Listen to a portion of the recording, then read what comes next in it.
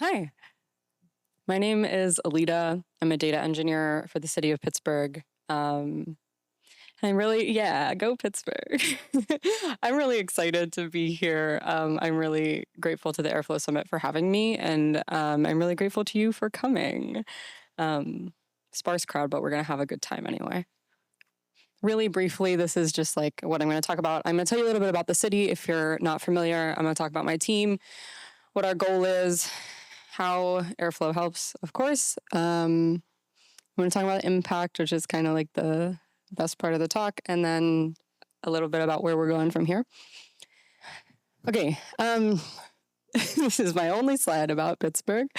I thought this was an important frame for the conversation. If you're not familiar with Pittsburgh as a city, it's about 300,000 people. It's a mid-sized post-industrial city. At its peak, it was just close to 700,000 people. This was like steel time. Like we had our identity like wrapped up in the steel industry. And over the last 60 years, there's been a really steady population decline. But beginning in 2021, the year just before I moved to the city, Pittsburgh had a slight population increase. So this is an exciting time for the city, and it's an exciting time to be in the city government because it's our job to kind of balance the new growth in the city and making sure that nobody, like the existing populations, the people who make Pittsburgh, get left behind.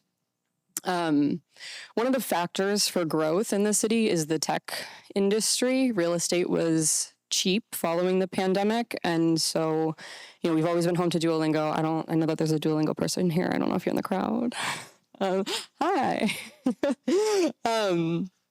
Yeah, so we have that tech. We also have Google and Apple in the city. And I think it's really hard to discount that growth, that as a factor in our growth. And it's something that we think about a lot in the city government. Moving towards like just the government landscape where I operate. I work in the IT department. It is called Innovation and Performance. The whole department is about 80 people. We do a lot of things. We do any of the normal things that an IT department would do. For example, upgrading your computers to Windows 11 or managing the city's cable television station. But we also do things like performance excellence. This is what the team is called, but they are sort of an internal consultant, and they help departments in the city improve their own processes. So that's where like innovation comes in. My team is also in this department. That's why we're talking about it. Data services is about 8 of us. We have, under our chief data officer, there are 2 data engineers. I'm one of them. There are 2 data analysts, 1 database administrator, 1 person who does half analyst engineer work, and then a policy analyst person. So we're a very small team. We're the only 2 data engineers in the whole city. Other departments have analysts, but nobody has engineers in the way that we are engineers. So that's 2 of us for 300,000 people's worth of data. It's very easy. Okay, so just a little bit about the team. We were founded in 2020 as like a second beat, as a resurrection of like seeing out the goal of the City Open Data Sets Ordinance, which was created in 2014, and in my opinion is a sort of revolutionary policy for its time. It functionally says anything that can be publicly accessible needs to be. In other words, that is, data should be open by default. And this is a policy that really serves the people, right? Like, if you pause for a second and think about what kinds of data a city collects, it's probably so many more things than you would be able to come up with off the top of your head. Well, I think, we're all data people in this room, so I think we can all agree, like, data is information, is power. So living in a city that has been for more than a decade thinking about how we can democratize our data is really cool, and working for that city is especially cool. This wouldn't be a fun story if I didn't tell you about why we're the underdog, though. There are a lot of challenges when you're a tech person in government, I don't think you can talk about any government institution without talking about silos. This shows up in a lot of ways. For example, I mean, there are about 20 departments in the city. All of them are sort of heads down, focused on doing their own kinds of work. And when someone from the IT department comes in and says, hey, can I have all of your records about everything? Those people are like, who are you and why are you in my business? And that's reasonable. So on top of all of our engineering responsibilities, we're also building relationships with people in the city. We're also doing this like incredibly friction-full work of trying to educate non-tech literate people about why data is important and why you should care. This translates to our relationship with vendors as well. I can't get into the beast that is procurement in government. And I heard laughs. I'm glad I don't have to deal with that. But every department just about has their own vendors for the ways that they deal with things. And again, because we're kind of forward thinking in this industry, vendors aren't really used to the kind of requests that we are asking for. So they don't build products that like give us our data in usable ways. We're talking about high degrees of normalization. We're talking about no change data capture. We're talking about really begrudgingly thrown together shaky APIs. Or in one instance, direct database access where they only whitelisted my coworker's laptop. So we're building a lot of different relationships all at once, and also like very much building the plane as we fly it, or at least that it like historically has been the team. I joined in January, and my experience has been like a lot of this has been done, and we've learned a lot already. But let me tell you, the small team thing is always going to be a challenge. Like resources in government are not abundant. And government in general is not like a highly data oriented space. So we're always kind of going to be proving ourselves. Okay, but back to the happy stuff. When the team was founded, there were 3 people, and they sort of looked around. They had been given this direction of gather data and publish it. Like we're 6 years late on meeting this requirement from the city open data set ordinance. So get to it, right? And these folks kind of looked around at the raggedy on-prem data bases, you know, the ones where you're like, we can't turn this off. We don't know what's in there. And they said, data science and cloud infrastructure really seems like that's the way forward. So in 2020, while nothing else was going on, they started moving the government's data into the cloud, which is genuinely no small task. A lot of city governments don't have cloud infrastructure yet. So the fact that we started this 5 years ago, again, very ahead of its time. I have on here fought the battle, but I do want to say, for the most part, we were very encouraged to do this. Like, we were very supported. We're really fortunate in that. And that's just like a thank you to my department. So we used Cloud Composer for a long time. We like Airflow 1 Cloud Composer. And at the time found it challenging to deal with. In the impending shift from Airflow 1 to 2, or not even the shift from it, but you absolutely have to stop using Airflow 1.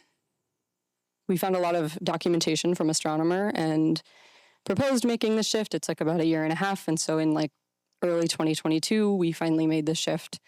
Although I think when I started in January, there was still 1 DAG on the Airflow 1 operators,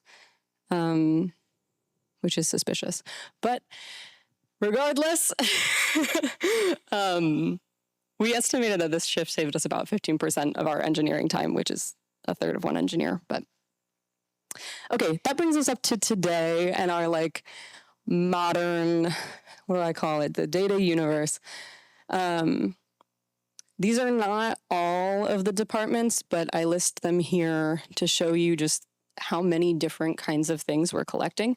So we have stuff from Parks and Recreation, we have stuff from Human Resources, we have criminal justice data, which has its own like compliance and security issues. We have a lot of permits and stuff.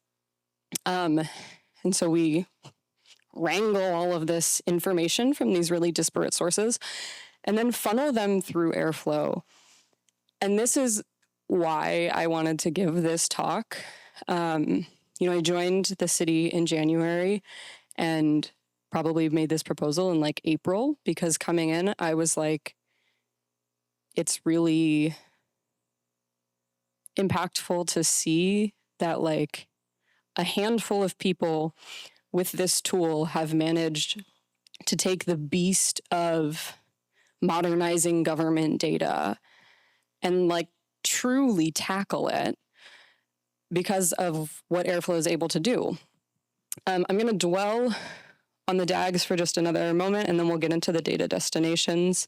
But I do want to pause to say one of these says internal facing dashboards and reports, and that is all of the work from our analysts. We couldn't like do the work that we do if they didn't make dashboards that were usable. And I could give a whole separate talk on that. So this is just my pause to express gratitude to them. And this one, drum roll. These are all of our pipelines. This is a little out of date. There's 33 pipelines that the two of us build and maintain. And I know that there are orgs here with like thousands of them, but I show this slide in part to hit the beat again of how many different things, every single one of these DAGs is its own relationship built with someone in a disparate department. It's its own entire project. It's its own like champion found and, step forward. So we have things like equipment, which is vehicles, employee data. We have pension data. No one laughs at my pension jokes. We've also got like permit data, we've got tax delinquency stuff, we have our 311 information. So yeah, it's all very different. And then they all like go to different places. All of this data is used for different things. And this is why you're here, is for me to tell you about where our data goes. Okay, so the first one is WPRDC. We love an acronym in the government. It stands for the Western Pennsylvania Regional Data Center. And this was created, I learned when I was making this presentation, by the city and county came to this agreement that we should be sharing our data by default. And then we said, it probably shouldn't be housed with either one of us. And so we kind of gave it over to the University of Pittsburgh, which is where WPRDC still lives. And it has really become this open data hub in the city that we're quite proud of. This is a long-time partnership. And yeah, so the university has also started publishing data, as well as like, where is it?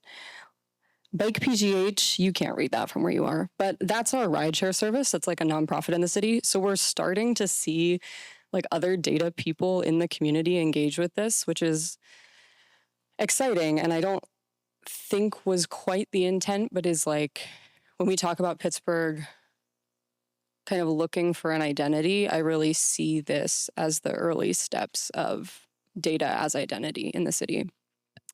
This is where every single open data set is published. We have 126 maintained by us and our GIS team. And I know for a fact that it's used in some University of Pittsburgh and by some Carnegie Mellon classes. I also know that there are community organizations who use this data. So that includes neighborhoods. It includes orgs like Equitable and Just Greater Pittsburgh and the Black Equity Coalition. And there's a lovely anecdote that I will pause to share, which is there is a neighborhood in the city of Pittsburgh that has been like historically disenfranchised.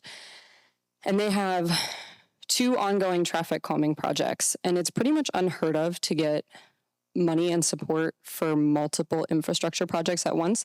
But because of data and because of their input on what data needs to be accessible, they were able to prove that need.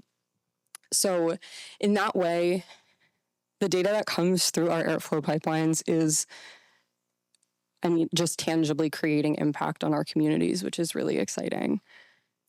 Okay, next, I have to preface this before I show you some screenshots. So PGH stands for Pittsburgh, if you're not in the know. We built this tool called One Stop PGH Insights to replace a tool that was being used by multiple departments that we just decided was not fitting our needs and wasn't worth what we were paying for it. So it maps parcels and street segments and contains permit data from a few departments around the city. This internal tool was also made available to the public, so you can go look at this. You can look at every single parcel. It's used by residents and community groups to monitor development in their neighborhoods.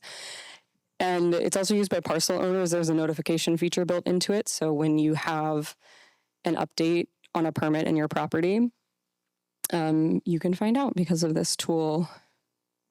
And I wrote 13 DAGs because that's crazy. It's like over a third of our DAGs that were built in the last year and a half by one engineer to create this giant tool. And I've talked it up a lot, so I'll show it to you. There it is. That's what Pittsburgh looks like. Every single piece of data comes through our pipelines. And I will say, this is one of the cases where for one of our departments, we have 80,000 permits, and the data is so normalized that it comes in as about 4 million rows. There's no change data capture on this, so we pull all of those every night, and there's been about 1 million rows added in the last month. So this is like a problem that we need to be highly scalable, which if we weren't using Airflow and our cloud tools, we just wouldn't be able to accomplish something like this. This is a zoomed in version, or a view, excuse me. I've clicked on the city county building, which is where my team lives. And I have no idea what this piece of permit information is. It says minor encroachment. Oh, it's talking about the pogo station, which is the ride sharing again. So all of that again is coming through our pipelines. And yeah, I didn't want to do a live demo, but this is a really great tool, and it's been released in the last month and a half. Okay, this is my favorite part of the talk. We have this colleague, Amanda. She works in the finance department, and she manages the purchase, among other things, the purchase of city-owned properties. This process looks like a paper application given to her. She takes, I should say, you can't purchase a city-owned property if you have any existing permit violations or tax delinquencies. So it's her job to check that. So she takes the purchaser, the requester name and the parcel number and manually goes through and pulls every open permit violation and then repeats that process with tax delinquency. And this is a person with average government tech literacy. So this could, depending on whether she's working with a couple individual requests or a ton of requests from the massive apartment owners in Pittsburgh, this was taking her anywhere from a few days to a few weeks. And she mentioned it just offhandedly to my colleague, and he was like, hold on, we have a DAG that checks for PLI violations, and we have a DAG that checks for tax delinquencies. These exist already in reliable big query tables, so we can just send us a list of this and we'll automate this process. And so as long as I'm checking my email frequently, I can get this back to her in 10 minutes. And that, multiple weeks down to 10 minutes creates hours of work saved for Amanda, but also impact because applicants get their responses back faster. And this to me is the best part of my job. I think I skipped the beat earlier, but the motto of my department is elevate the work of the city government. And this is what Airflow helps us do because of the pipelines that we write, and we know that they're reliable. We can build on top of it to help improve processes in the government. And I think in the times that we're living in, it's kind of rare to see hope in the government. But for me, I get to see it every day in things like this. And Amanda is incredibly grateful for it, which makes our lives just that much better. Okay. I love Pittsburgh, and I can tell you all day about why I love Pittsburgh and why you should be so impressed by this little city. But I'm going to give you a little bit of data because I know you're data people. We recently got something called a What Works Cities certification. We got gold level. There's only silver, gold, and platinum because we're too good for bronze in the government. I won't bore you with what the criteria are, but there's a number of them about accessibility of data and reliability, as well as like policy things.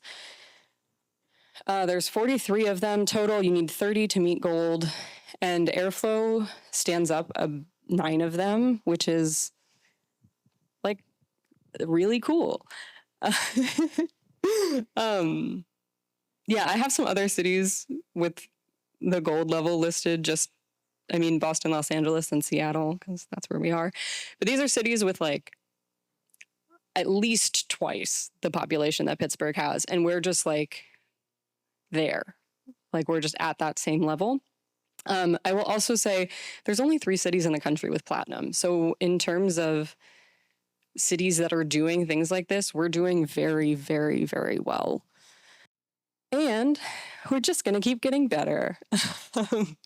One of the things that we're really excited about is we're using Google's Dataplex tool to build an internal data mart. So I mentioned earlier that there's not other engineers in the city, but there are other analysts. And so those people build dashboards for, inside their department to use, or maybe to speak to the mayor's office. But for the most part, when I said the DAGs were like one project, people will ask for a dashboard, we go find that data and we build it for whatever their use case is. But we've now accumulated so much data that we want to be able to like turn it over to our internal analyst teams. And we're working on building that out. That will be coming. We're also going to continue to publish more open data sets. And it says there, with community needs in mind. This is like impossibly important to our team. We really care about taking the community's input. So this is the part where I pause and say, again, think about what kind of data your cities might be collecting, what kind of data would supplement your personal projects. There are probably people working on things like this and they want your engagement. They would be so excited to hear from you. I would be so excited to hear what kind of data you think is out there. I would be so happy to show you the open data portal that we have after the talk. And there's a bullet for mindful policy creation because we are aware that we're leading in terms of city infrastructure like this. So yeah, that is all I have. In conclusion, Airflow does more than just like runs our pipelines. We're really democratizing data and modernizing our city with it. And it's exciting work, and I'm really honored that I got to share it with you. So in Amanda's words, you're the best. Thank you for coming. I appreciate it.